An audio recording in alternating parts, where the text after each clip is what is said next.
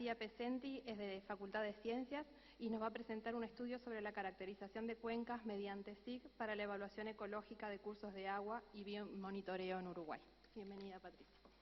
Muchas gracias. Buenos días a todos. Yo soy bióloga, integro el Instituto de Ecología y Ciencias Ambientales de Facultad de Ciencias.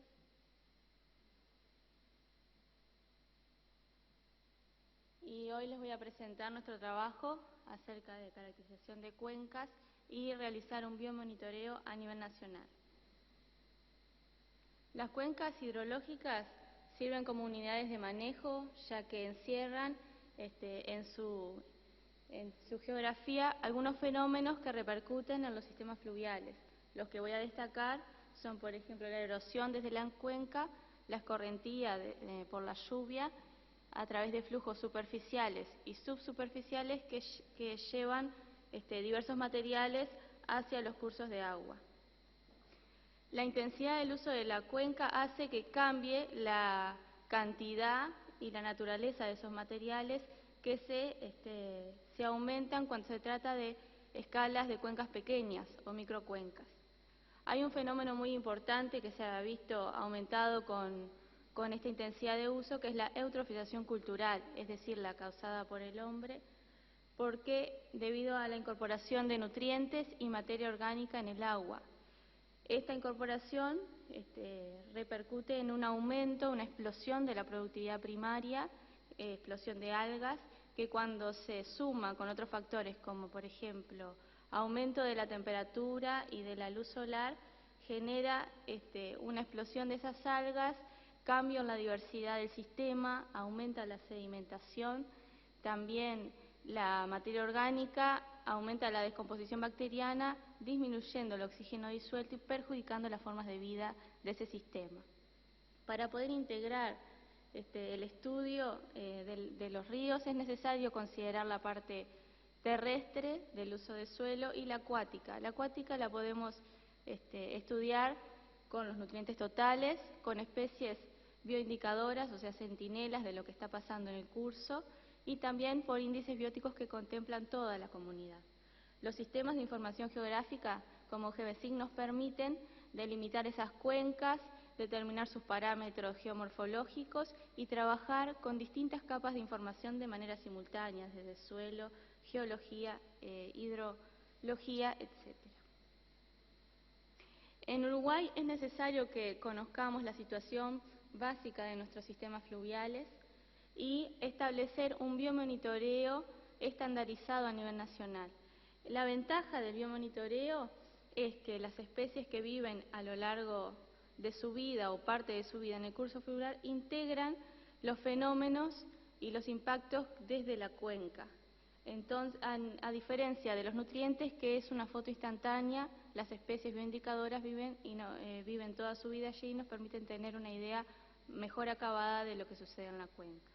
A través de un proyecto hemos estado estudiando la cuenca del Río Negro y lo que les voy a mostrar hoy son los resultados correspondientes a la cuenca alta del Río Negro. Los objetivos específicos fueron evaluar la calidad ecológica y del agua de estos sistemas a través de un enfoque físico-químico y biológico, conocer el estado de situación de esos cursos y poder determinar algunas especies bioindicadoras que nos sirvan para hacer un protocolo a nivel nacional.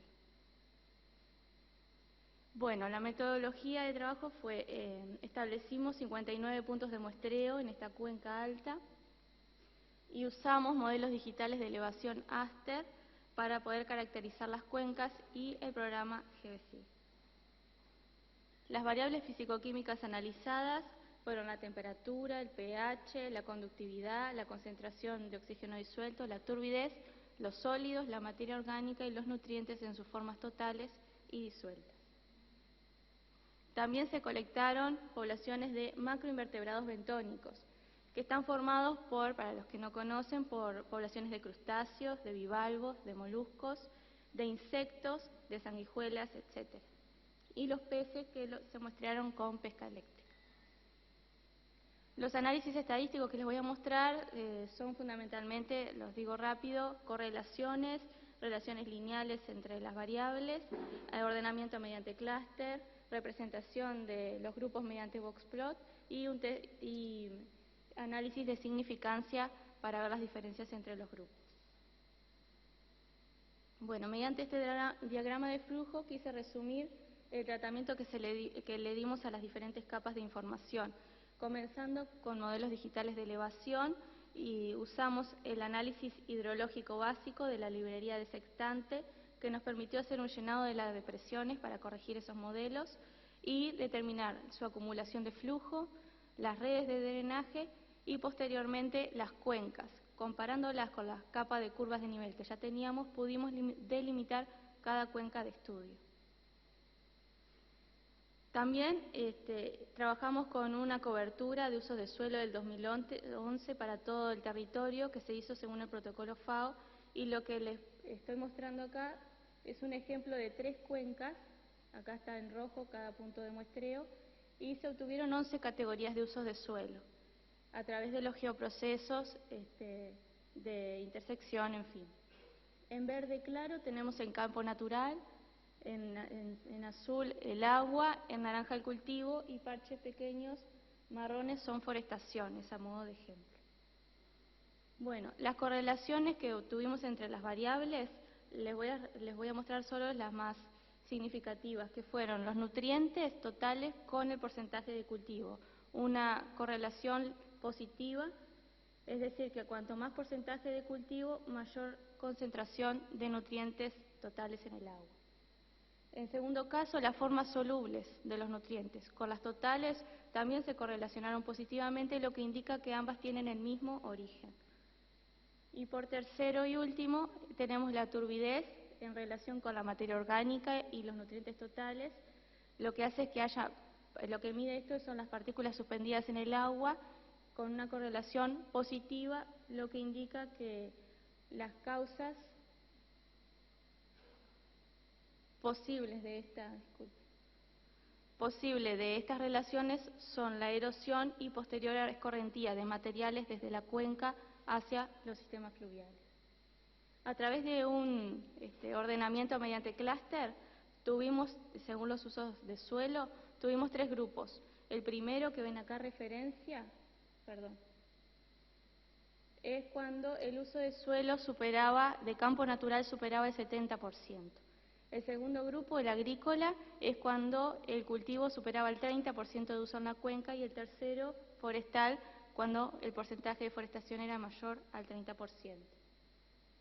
Acá, mediante boxplot, en esos grupos tenemos en la primera caja las cuencas agrícolas, en la segunda las forestales y en la tercera las de referencia. Los niveles de oxígeno disuelto para todas las cuencas superaron el valor mínimo establecido en el Decreto Nacional para las cuencas agrícolas.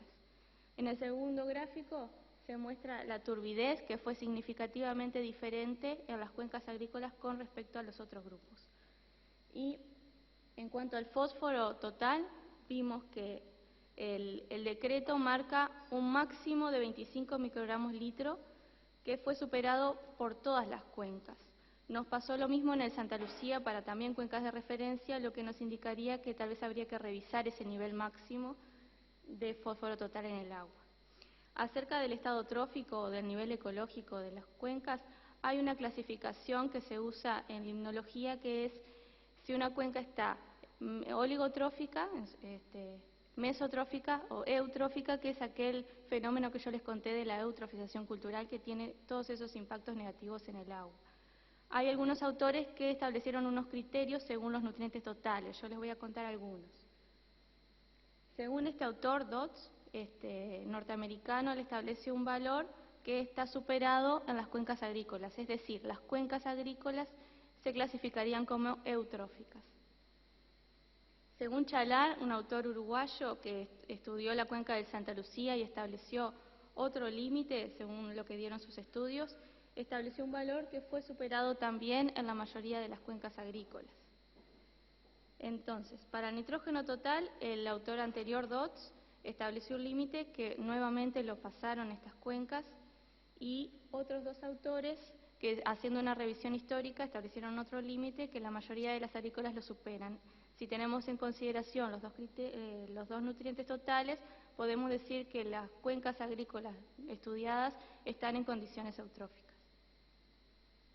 En cuanto a las poblaciones biológicas de peces y de macroinvertebrados bentónicos, vimos la frecuencia de ocurrencia de cada especie, es decir, en cuántos cursos aparecían de todos los estudiados y en qué abundancia, en su abundancia relativa.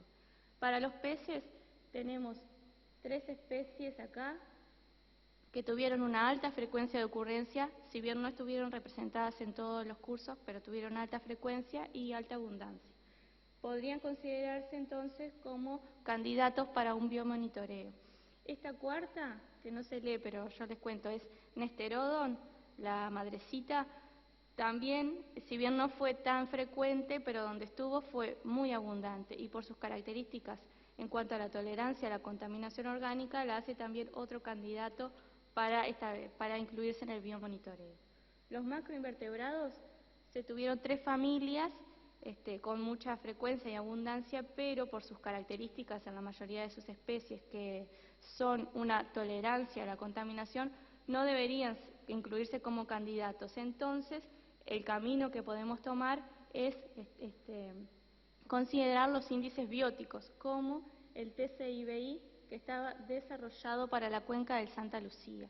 Podemos considerar ese índice que contempla toda la comunidad, ponderado por su tolerancia diferencial a la contaminación, y mejorarlo y perfeccionarlo para adaptarlo a un biomonitoreo a nivel nacional. Entonces, como conclusiones, vimos que en las microcuencas de la zona alta del Río Negro predomina el campo natural, luego la forestación y posteriormente el cultivo. El uso de suelo tuvo vinculación, repercusiones en la calidad ecológica y del agua de los sistemas, siendo el cultivo el que más contribuyó con nutrientes, con sólidos y con materia orgánica en los cursos. La consecuencia de esto es elevar el nivel trófico del curso hasta condiciones peligrosas de eutrofía. Las especies de peces señaladas en el gráfico que les mencioné anteriormente podrían incluirse en un protocolo de biomonitoreo. Sin embargo, para los macroinvertebrados bentónicos se tendría que considerar un índice que contemple toda la comunidad.